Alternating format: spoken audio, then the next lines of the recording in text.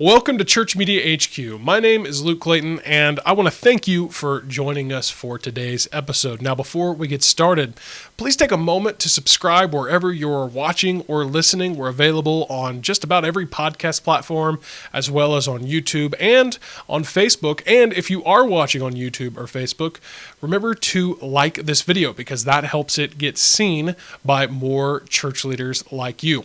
Now, today's guest is Jason Stroll. Jason is the founder of Butter. Butter is a video company that helps churches and other organizations with their video needs, specifically in the area of motion graphics and animation. I had a really insightful conversation with Jason. He's got a lot of experience in the field of media. Be sure to connect with him at his website. That's butterygoodness.co, butterygoodness.co, or you can check the show notes to see his website and other ways to connect with him. Well, let's get to our conversation with Jason Stroll.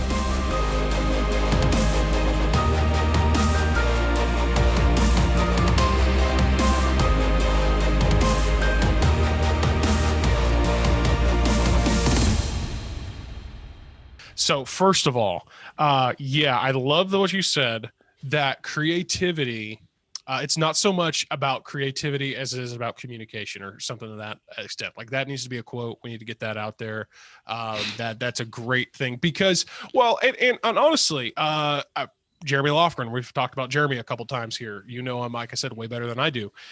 But I remember I took his class in college. He taught the communications class.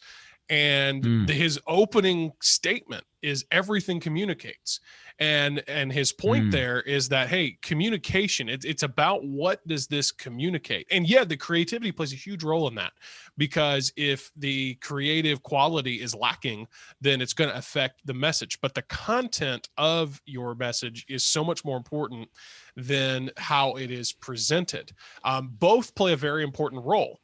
But if you've got excellent creativity and beautiful presentation with meaningless content, that when you talk about books, you're not going to sell any books, and honestly, there's just something else here that I heard the other day that really stuck with me. I think it was Carey Nieuwhof podcast or something like that, but basically the idea was, one of the things we also get really obsessed with, and a term that we hear, and I do agree with it to some extent, is, well, quality over quantity.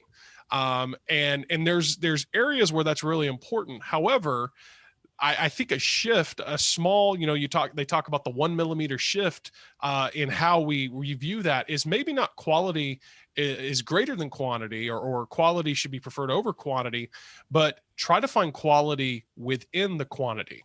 And so in other words, for every video that you make, isn't going to be a hit. It's not going to be something that everybody loves. But man, I mean, 1 in every 5, 1 in every 10 might really, they're going to be your kind of the ones that stick out.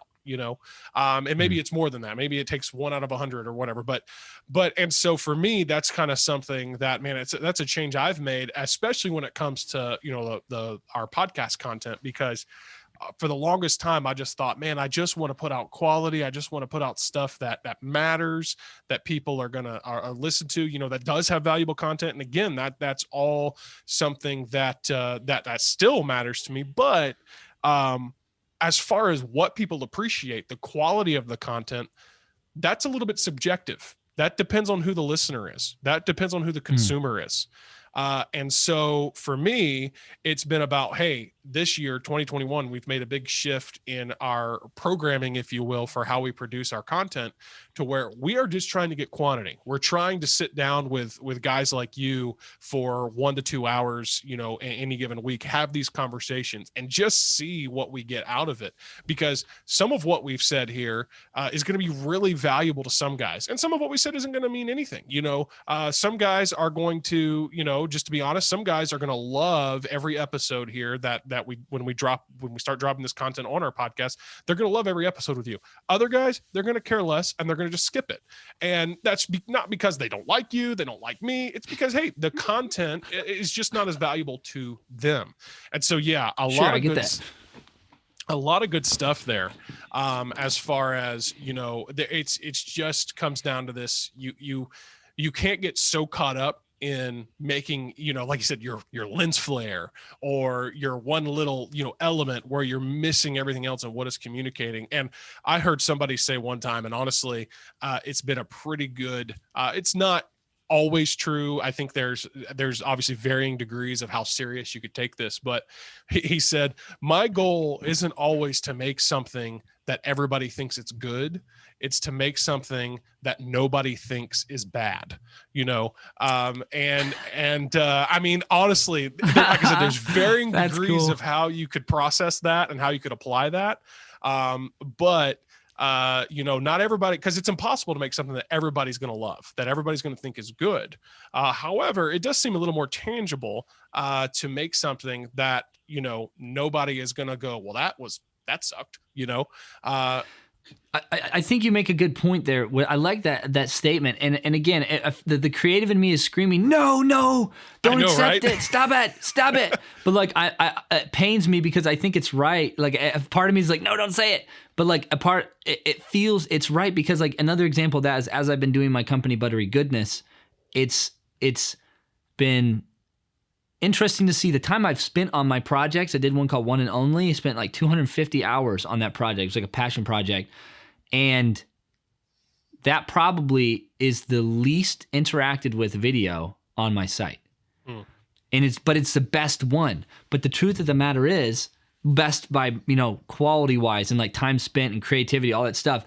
But the fact of the matter is, churches need a base where they can just download, Nick service. And for creative, I'm like, whoa. I'm just my own person. When you see sites that have all those videos, like a bunches and bunches, that's not one dude doing that. That's them connecting with all kinds of creative and dumping content on the site. And that's only doable within that model. So like for me, I'm realizing, you know what? It needs to be a more quantity thing because churches are running every week, right? And so I had the wrong mindset but here's the thing, it goes back to what you're passionate about. I was passionate about that video, but guess what? It doesn't matter. That's not going to pay the bills because 250 hours on a video, obviously, and I wanted to spend that because I was learning things about 3D animation and it was also a learning experience. So I was investing into my skill set because I'm also always trying to grow as a creative. I'm not trying to rely on what I know, but always growing, becoming better. But it was just really interesting to see that had no impact within my base of who I was trying to, sell to or work with. And I found that so interesting saying, you know what, it's not about the quality always. Like, you need to have a product that is duplicatable and something that you can do quick enough and manage it quick enough that you can do another one and like provide it in a way like they're not gonna be interacting with your site if it's just like a couple cool videos. It's got to be this. If you want to, and again, I'm speaking directly to the model of the church. The church needs, hey, next Sunday. You have to be able to do something that doesn't look like he said, it doesn't look bad. No one thinks it looks bad. It's just good enough to be, and it sounds terrible as a creative from a business standpoint. Unfortunately, that is the truth. That's the hard truth of the matter. Because I knew this one guy, I find it interesting. I could be totally wrong. I hate to say this if it's not even accurate, but like Dan Stevers is one of the best animators I've ever seen within like the Christian world. I watched a video. They're amazing. Like I literally inspired, and the one that I made, One and Only, was like inspired from his True and Better video he made. But I watched his videos when I was just a kid. My soul, it's so good. Anyways, but that I noticed on his site, he just started doing like worship background loops and the videos he like released. I think he did one like Shattered Grave, it was cool, but like it wasn't the same. You could tell someone, just kind of busted some rocks up, just kind of did some slider stuff. Maybe it wasn't even like he hired him out or whatever. I didn't do too much research into it, but you can see like the quality starting to drop, but like the quantity and the support of the business is there. And like that's just the hard cold truth of the matter is you can only be creative for so long until you realize this is not sustainable. You're gonna have a family as a creative and a single dude. You'll see all these dudes like pop up, and you're like, wow, all this crazy cool stuff. But like as like life hits and like progress and like this life starts going along, you start seeing them fall into the inevitable mold of I got to produce the quantity, and like the quality starts taking a hit. Yeah. Like you'll never see like this place that's just always pure crazy insanity quality. And if you do, what you're going to find is you're going to find a lot of financial backing behind that. You're going to find like financial backing can support that quality. There's always like different factors and principles in relation to, you know, that quality and the quantity and how much quality and how much quantity. And sometimes it's money, sometimes it's talent, sometimes it's the life of a person who's a single dude who has the time on his hands, but then he got married and he can't do it anymore. Like there's so many aspects that go into it. But at the end of the day, it's that I like that idea and mindset, especially pertaining to business. I'm talking about business right now. Like there is that, is it good enough? And Jeremy actually had that same, funny you saying that, Jeremy Lofgren, I keep bringing up his name because honestly I learned a lot from him. It sounds, We need to get again, Jeremy and on as the a creative, I hate podcast saying it. It's like, no, Jason, that's so, seriously, absolutely, that'd be amazing. This is an But, open like, it's invitation like this, to Jeremy my mind's Lofgren like, to come no, on. don't say that. If he's watching, we'll send him the link, you know, you're in there. But yeah, it's just interesting to see that that it's something I don't want to be true as a creative, because I hate that it sounds like, oh wow, you're being lazy. You're trying to take the easy road out. Oh yeah, less quality. Yeah, another one. It sounds like such a bad thing to say, but like the more I understand life and see these things play out, you realize, hey, you got to do the job, but at some point you have to say quit. You got to be like, we're done with this. This is good enough. And it sounds terrible to say the word good enough, but the truth of the matter is, from a business standpoint, you got to put your best foot forward. You got to do your best work, but at a point you got to know, I'm done. We're spending this much time, X amount of hours on this thing, and we're done. How much value can I put into this video at this time to say we're done? And from someone who doesn't necessarily do business, they would hear something like that and be like, oh, I disagree completely. But like until you're actually on top of that moment, and you would be someone like that, Luke, who's on top of that kind of a situation, who you would find that reality coming true as well. Yeah. Yeah. And again, I mean, so much good stuff. Cause like you said, when you become a business owner, or you become the guy leading the team, you're responsible for the output. You know, you're responsible to ultimately make sure deadlines are hit, make sure the message is communicated, and that, you know, the mission's being accomplished. And yeah, so that's, and when you go, like I said, in the case of leading a team of guys, okay, well, you've got to, you know, that's your job. But then when you go on your own, well, now you've got to do that, and also make sure that it's creatively done in a way that looks good, that is going to appeal to people, that's going to have an impact. And so, anyways, yeah, so much good stuff there. And I do want to circle back to one other thing you said here just now, and that is something that I believe is valuable for. It could be valuable for those who are creatives like us, but also I think valuable for churches to really grasp. And that is, you said, basically making content and whatever that's replicatable. Okay, so it can be duplicated, it can be replicated. Now, again, there's an extreme of everything.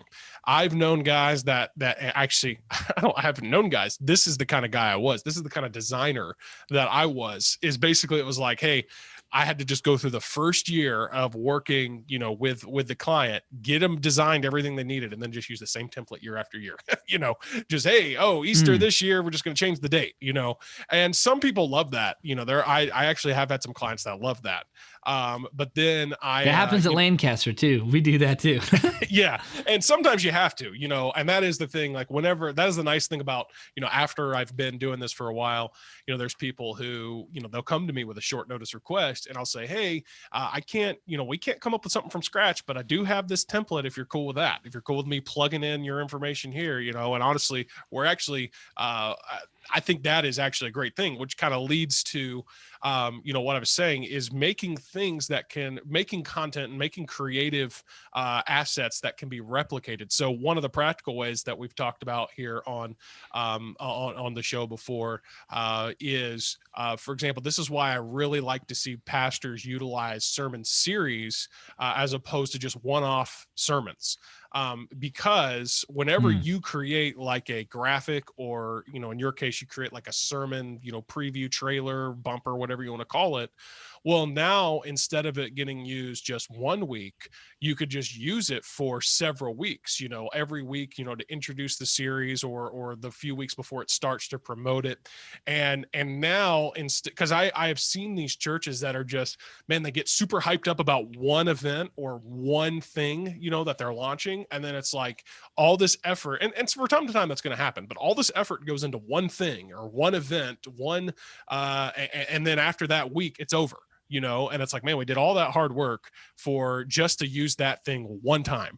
And so that's what this idea of just don't be afraid to reuse with, like I said, all of this within reason, reuse within reason, so that, because especially in the church context, if your church is doing church the way that you should be, then every week you should have new people there who weren't there the week before. So to them, they're watching a brand new sermon preview. They're looking at brand new graphics and everything. And so I think that is a really good thing to keep in mind. Yeah, that's all great stuff. Love that. Yeah. So, and then, and here it is, I said, coming back to it, as creatives, and again, creatives, yes, we are the worst about it because it is our nature to want to make things good and we strive for excellence. But I think everybody, all humanity tends to struggle with this. And whether you're the creative or whether you're the supervisor of the creative, and because on the other hand, I've seen the creative being really happy with what they produced, but then the person, the supervisor or the client or whoever who has to, basically approve it, is really nitpicky. And this goes, that's going back to a little bit of the control element there. But the truth is that, it's following that. I've heard the 80% rule. If it's 80% good enough, then send it, ship it, get it out there.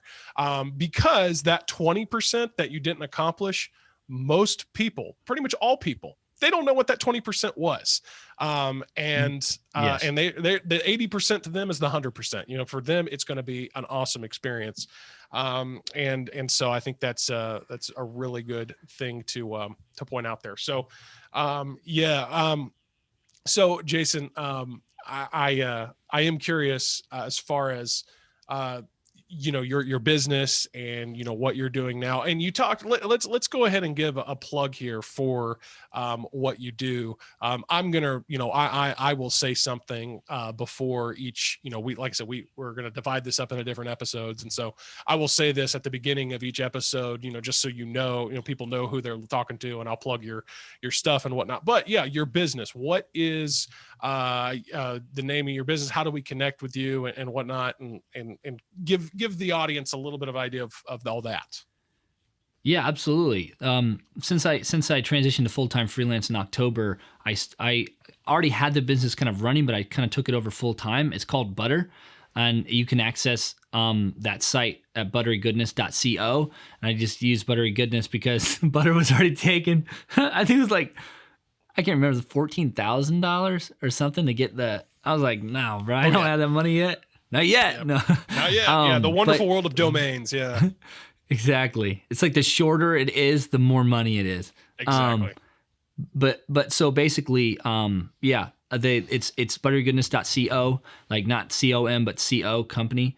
I think it's short for company, could be wrong, but just go there. It has videos, church videos, and also you can get a custom quote for a specific video, whether you want a sermon series or something like that. You can get a custom quote for what that would look like. You just contact me in the contact page. But yeah, I just specialize in basically church motion graphics, business motion graphics, sermon series, these kind of things, storytelling, kind of like motion graphic videos. So yeah. Cool. And then, I think this might be circling back to something you've said earlier, but, where do you kind of see yourself and your business here in the next, I don't know, let's say 3 to 5 years? Like if you could just say, hey, I'm snapping my fingers, making everything go how I want. What do you want to do?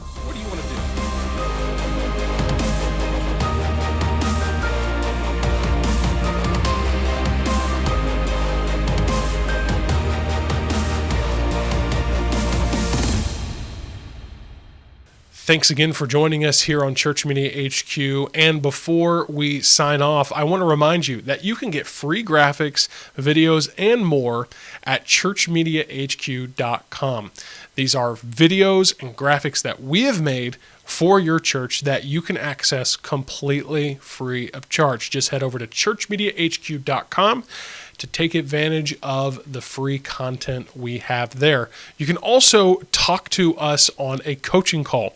We offer coaching services also completely free of charge. Again, all you got to do is head over to ChurchMediaHQ.com to take advantage of these free resources. Well, we're going to continue our conversation in the next episode. And until then, remember, you need to try something new because it is so much better to fail at trying the incredible than to succeed at doing the average. See you next time on Church Media HQ.